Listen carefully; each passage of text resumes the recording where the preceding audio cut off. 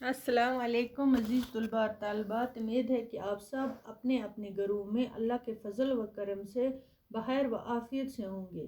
Of line session میں آپ کا پھر سے خیر مقدم۔ بچوں، آج ہم پڑھیں گے جماعت 7ویں کا اردو، اور ہمارا آج کا جو ٹاپک ہے، موضوع ہے، وہ ہے اخلاق نبی پاک صلی اللہ علیہ وسلم کے بارے میں۔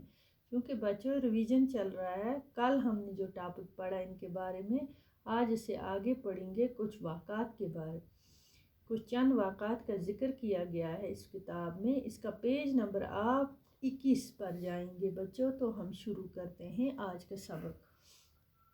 بچوں، جس لوگوں کے شر اور ظلم کی وجہ سے آپ صلی اللہ علیہ وسلم کو مکہ معظمہ سے ہجرت کر کے مدینہ منورہ جانا پڑا تھا، فتح مکہ کے بعد آپ صلی اللہ علیہ وسلم نے ان کو بھی معاف فرما دیا اور کوئی بدلہ نہ لیا۔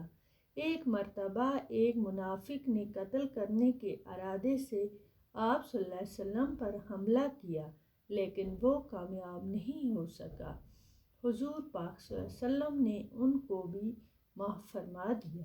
ایک بار آپ صلی اللہ علیہ وسلم بازار سے گزر رہے تھے، ایک صحابی نے آپ صلی اللہ علیہ وسلم کی خدمت میں حاضر ہو کر عرض کیا، اے اللہ کے رسول صلی اللہ علیہ وسلم، مجھے آپ صلی اللہ علیہ وسلم سے کچھ مشورہ کرنا تھا۔ ایک بار بازار سے گزرتے ایک صحابی نے کہا ان کی خدمت میں حضور پاک صلی اللہ علیہ وسلم کی کہ اے اللہ کے رسول، آپ صلی اللہ علیہ وسلم، مجھے آپ سے کچھ مشورہ کرنا تھا، تو آپ صلی اللہ علیہ وسلم تھوڑی دیر کے لیے یہاں ٹھہر جائیں تو میں بازار سے سودا صرف خرید کر گھر رکھ آؤں۔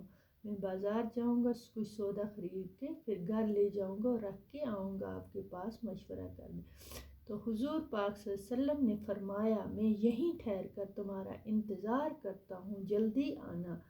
کیا بولا آپ صلی اللہ علیہ وسلم نے کہ میں یہیں ٹھہروں گا، میں آپ کا انتظار کروں گا، جلدی آنا۔ وہ صحابی گھر جا کر یہ بات بھول گئے کہ وہ حضور پاک صلی اللہ علیہ وسلم کو بازار میں ٹھہرنے کو کہہ آئے ہیں۔ تیسرے دن وہ صحابی جب بازار آئے تو دیکھا کہ حضور پاک صلی اللہ علیہ وسلم وہیں کھڑے ہیں۔ تو یہ کہہ کر انسانیت کے محسن حضرت محمد صلی اللہ علیہ وسلم کی پاک سیرت، رفاعت اور بے مثال اعلیٰ اخلاق کا نمونہ ہے۔